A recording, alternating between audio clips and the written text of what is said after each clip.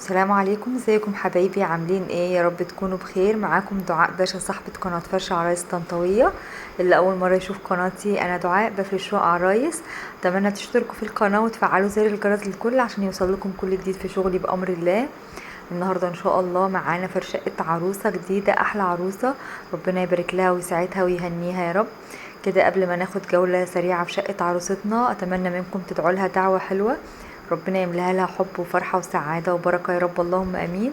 اللهم صل وسلم وبارك على سيدنا محمد وعلى اله وصحبه اجمعين. ما شاء الله، ده كده كان شكل الانتريه. كان 2 كنبة و2 كرسي فوتيه. وزعت لها عليه بقى الكوشن كده بالشكل دوت. ما شاء الله الواناته كانت هاديه وبسيطه، والانتريه نفسه كان شكله شيك جدا، والستاير بتاعتها قد ايه كانت بسيطه وجميله جدا ما شاء الله. كانت جايبه تابلو برضو 3 كده، وزعتهم فوق الكنبه على طول. هنا دوت كان البانكيت بتاع غرفة النوم، بس عشان المساحة ما كانش له مكان فطلعته كده تحت الشاشة اكنه مكتبة، بس كان شكله حلو برضو وماشي مع الوانات الريسبشن عندها.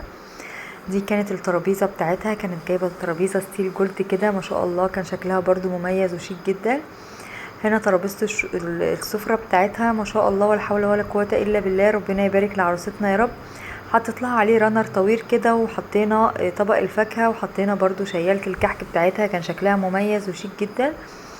ده كان شكل البوفيه والقطعتين النيش بتاعها. وزعنا بقى عليها الانتيكات الديكوريه اللي هي كانت جايباها الجولد ديت، والنتيجه برضو اللي طالعه ترند الفتره دي ما شاء الله. قد ايه كان شكل السفره والانتريه بتاعها مميز وشيك جدا. مامتها بقى كسرت القاعده، الناس اللي بتقول بنوته وحيده مامتها بتجيب لها حاجات كتير، لا هي عروستنا النهارده مش بنوته وحيده، هي اخت عروسه انا كنت فرشالها قبل كده. فما شاء الله مامتها ما شاء الله جايبه لهم هما الاتنين الحلو كله بجد والله، ربنا يديها الصحه ويخليها لهم يا رب. حطيت لها كده طقم شربات فوق، ودمجت معاه طقم كاسات جولد ما شاء الله. طقم الشربات كان هادي وبسيط، فحطيت الطقم الكاسات الجولد ده بحيث ان هو ينطقها ما شاء الله جميل جدا. هنا حطيت لها برضو طقم كاسات الاسمر، ودخلت معاه طقم كاسات فاميه كده. هنا حطيت طقم الشاي والجاتوه بتاع الصيني، وتحت برضو وزعت بقيه الاطباق الصيني بتاعتها. كان البوفيه برضو والنيش من تحت كان فيه قطع ستيل كده، كان شكلها برضو شيك ومميز جدا. هنا برضو حطت لها الطقم الاكروبال ما شاء الله، كان شكله جميل وهادي وبسيط جدا، ورسمته كانت سيمبل وجميله جدا. ربنا يبارك لعروستنا يا رب. وزعت لها بقى بقيه الاطباق الصيني، والبوله الصيني كانت باقيه مني فحطيتها لها هنا، وحطيت لها بقيه الطقم الاكروبال تحت ما شاء الله. ربنا يبارك لعروستنا يا رب. دي بقى كانت شنطه المعالق بتاعتها، كانت جايه لها من بره مصر، حطيتها لها بقى كده في الدرج بالشكل دوت. كان شكلها برضو مميز وشيك جدا المعالق بتاعتها. هنا بقى في الضلفة التانية من النيش ما شاء الله، ولا حول ولا قوة الا بالله، ربنا يبارك لها يا رب. حطيت لها هنا الطقم القارورة دوت، ودمجت معاه الطقم الكاسات السيلفر البسيط، هي كانت قارورة برضو سيلفر، ودخلت معاها كاسات السيلفر دي. هنا حطيت لها الطقم الشاي والجاتو بتاعها، كان داخل فيه برضو جولد، كان لونه اسود كده زي ما انتم شايفين. هنا بقيت الطقم الصيني ما شاء الله، ربنا يبارك لعروستنا يا رب. هو الصيني بتاعها ما شاء الله كبير، كانت نشرات، فاضطر ان هو ياخد معانا مساحات كتير، لانه ما شاء الله كان طقم كبير جدا. ربنا يبارك لعروستنا. هنا بحاول ان انا ابعد اوريكم راسة النيش كده من الجنبين الاتنين كاملة على بعضها ما شاء الله. ربنا يبارك لعروسها ويسعدها ويهنيها يا رب، هي وعريسها، اللهم امين. بجد من الناس المحترمة اللي انا اتعاملت معاهم، ومش اول مرة، دي تالت مرة ان احنا نتعامل مع بعض، لان بصراحة يعني هم لو طلبوني في اي وقت انا عنيا لهم، بسبب ذوقهم واحترامهم وادبهم واخلاقهم. بجد العرايس اللي انا فرشت لهم التلاتة ادب واخلاق، اللهم بارك يا رب. ربنا يحفظهم لاهاليهم يا رب، ويسعدهم ويهنيهم يا رب، يملى بيتهم كده بالحب والفرح والسعادة يا رب، اللهم امين.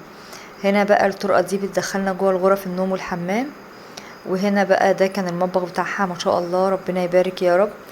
كانت جايبة علقة المفاتيح كده مكتوب عليها اللهم بارك هذا البيت. هنا ده المطبخ ما شاء الله، قد ايه كان هادي وبسيط وشيك جدا، لونه كان جميل جدا. اللون ده طالع اصلا الفترة ديت كل العرايس بتعمله دلوقتي. دي التلاجة بتاعتها، الغسالة يا ربي سوري اتلخبطت، فول اوتوماتيك نوعها وايت ويل او وايت بوينت تقريبا. ودي التلاجة ما شاء الله. هنا ده كان الميكروويف، وهنا برضو ده كان البوتاجاز بتاع عروستنا ماركته فريش. وزعت لها بقى اطقم التوابل كده على الرخامة واطقم التوزيع. هنا ما شاء الله ربنا يبارك للعروسة يا رب، حطت لها كل الحاجات الاستانلس بتاعتها، كل الحلل الاستانلس، الكنك الاستانلس، البراد الاستانلس، كل الحاجات اللي تخص الاستانلس. تحت بقى حطت لها كل البلاستيكات شاملة بقى الشفاشق والازايز المية وكل البلاستيكات بأكملها في الوحدة اللي تحت دي. هنا بقى في الأدراج كانت جايبة هي منظم المعالق، حطيته لها كده، نظمت لها فيه الحاجة بتاعتها. منظم المعالق بيبقى حلو، تحسي ان الدرج هادي وبسيط ومنظم، ولا فيه كركبة ولا اي حاجة. تحت برضو هنا حطت لها كل الرفايع بتاعتها ما شاء الله. اللهم بارك يا رب، ربنا يبارك للعروسة. تحت برضو هنا حطت لها بقية الحاجات الرفايع بتاعتها وبقية الحاجات الخاصة بالمطبخ. ما شاء الله ولا حول ولا قوة الا بالله. هنا حطت لها طقمين حلل كده ما شاء الله، الواناتهم كانت جميلة وشيك جدا، ونوعهم ما شاء الله وماركتهم كانت نظيفة جدا. اللهم بارك يا رب. هنا كانت عاملة وحدتين كده بالزجاج، وزعت لنا في الرفين الاتنين دول طقمين كاسات، والرف كان صغير جدا فيدوبك كل رف خد طقم كاسات. الوحدة التانية من الزجاج هنا حطت لها برضو طقمين كاسات، حطيت طقم كاسات في الوحدة اللي تحت في الرف اللي تحت، وهنا حطيت طقم خشاف. هنا بقى حطت لها طقم الاكوبايركس ما شاء الله، حطيت البراد والفناجين بتاعته والحاجات بتاعته جوه كده، حطيت لها القوارب البورسلين، وبقيت الطقم دخلته لجوه، خليت الحاجه اللي هي تستخدمها استخدام يومي قدام ايديها.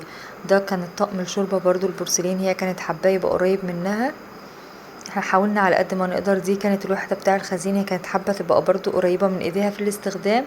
هنا استغلينا المكان ده، حطينا لها فيه الصواني بتاع التقديم اللي هي هتستخدمها الفتره الاولانيه من الجواز.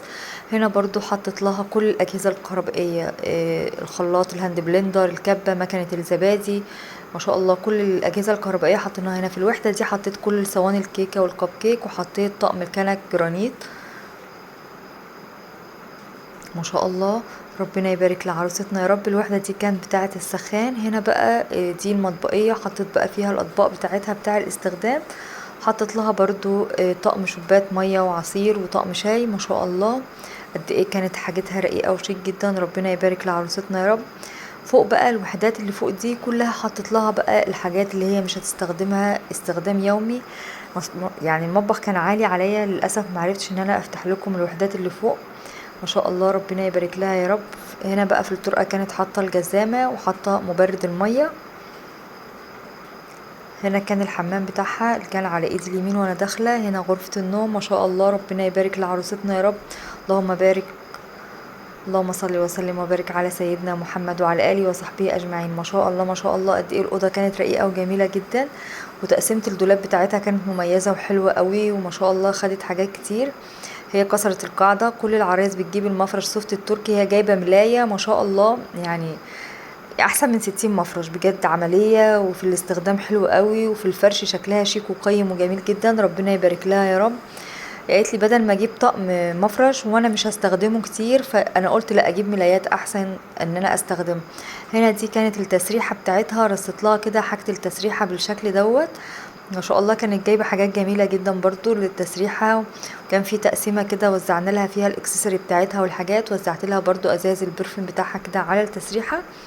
حطت لها المصحف دوت، وحطت لها كام باليت ميك اب برضو على التسريحه كده، نظمنا لها الحاجه كده بالشكل ده ما شاء الله. اللهم بارك، ربنا يبارك للعروسه يا رب. حبيبه قلبي والله من الناس المحترمه اللي انا اتعاملت معاها، هي واختها ومامتها، والله ناس ذوق جدا، ربنا يبارك لهم يا رب. هنا دي بقى كانت الملايات بتاعتها الاستخدام والفوط الاستخدام اليومي اللي في الرف اللي تحت دوت، لان ما شاء الله عروستنا مامتها جايبه لها ملايات مش عايزه اقول لكم، يعني ما تعدوش ما شاء الله. اللهم بارك يا رب، ربنا يسعدها ويهنيها يا رب. دي كل الملايات اللي فوق دي ملايات مشجره تمام.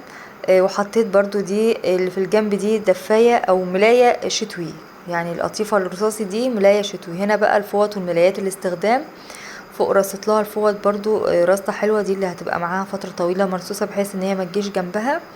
وتحت بقى في الرف دوت حطت لها كل الملايات اللي هي ايه مش هتستخدمها دلوقتي، احنا نقينا لها القطقم اللي هي حابة تستخدمها، حطيناها لها كلها كده في الرف اللي تحت يبقى قريب من ايديها، وسيبنا الحاجات المتزينة تزيين بسيط دوت يعني الفترة الاولانية من الجواز يعني.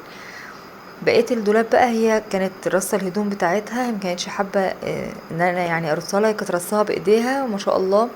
كانت الضلفه بقى خاصه بلبسها وكده. وهنا كان الديب فريزر لان للاسف ما كانش له مساحه بره خالص. ما شاء الله قد ايه شقتها كانت جميله وحلوه قوي، ذوق العفش بتاعها والموبيليا ما شاء الله، اللهم بارك، ربنا يسعدها ويهنيها يا رب. هنا دي كانت غرفة الأطفال، ما شاء الله ولا حول ولا قوة إلا بالله. ربنا يبارك لها يا رب ويرزقها كده بالذرية الصالحة يا رب، اللهم أمين. هنا دي كانت الغرفة ما شاء الله، بقيت المفروشات بتاعتها كده حطيتها فوق الدولاب عشان المساحة معانا ما خدتش في الدولاب. ما شاء الله برضو كانت فرشة ملايات، ما كانتش جايبة برضو مفارش سوفت. قالت لك فعلا انا وجهة نظري ان الملايات عملية جدا احسن بصراحة من المفرش السوفت التركي. المفرش السوفت التركي بيبقى عبارة عن زينة وخلاص وبعد كده بيتشال، لكن الملايات حلوة جدا في الاستخدام. والملايات بصراحة ما شاء الله قد ايه كانت غالية وجميلة، ربنا يبارك لها يا رب. تعالوا نشوف بقى مع بعض رصينا لها دولاب الاطفال ازاي. دي الستاير بتاع الغرفة ما شاء الله كانت جميلة جدا برضو. شوفوا بقى المفروشات القمر بتاعتها اللهم بارك. هنا بقى حطيت لها كل مفروشات دولاب غرفة الاطفال، ودخلت معاها بعض الحاجات اللي باقيه من غرفة النوم. هنا رصيت لها الملايات بتدريج الالوان ما شاء الله، الكاشميرات تحت بعضها رصاصي، والاخضر الفاتح شوية المنت كده، كل الالوان بقى تدريجيا كده. هنا دي دفايات للاطفال زينتها لها تزيين بسيط جدا.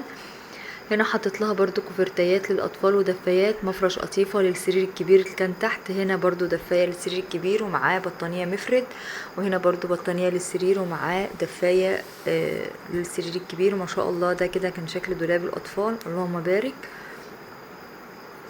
تعالوا نشوف الظرفة التانية حطينا فيها ايه. كانت معلقة اللبس بتاعها هنا برضو الخروج ما شاء الله. حطيت لها هنا بطانيتين اطفال، وحطيت مفرش قطيفه، حطيت دفايه كوفرته يا ربي للسرير الكبير. ما شاء الله ده كده كان شكل دولاب غرفه اطفال عروستنا، اللهم بارك، ربنا يسعدها ويهنيها يا رب، يملاها لها كده بالفرح والسعاده يا رب، اللهم امين. بالله عليكم ما تنسوش تدعوا لعروستنا دعوه حلوه من كل قلبكم ان ربنا يصلح حالها ويسعدها هي وعريسها يا رب، اللهم امين. وما تنسوش الاشتراك في القناة وتفعيل زر الجرس لكله. لو عجبكم شغلي النهاردة في شقة عروستنا متنسوش تكتبولي في الكومنتات، وانتظرونا فيديو جديد مع شقة عروسة جديدة. والسلام عليكم ورحمة الله.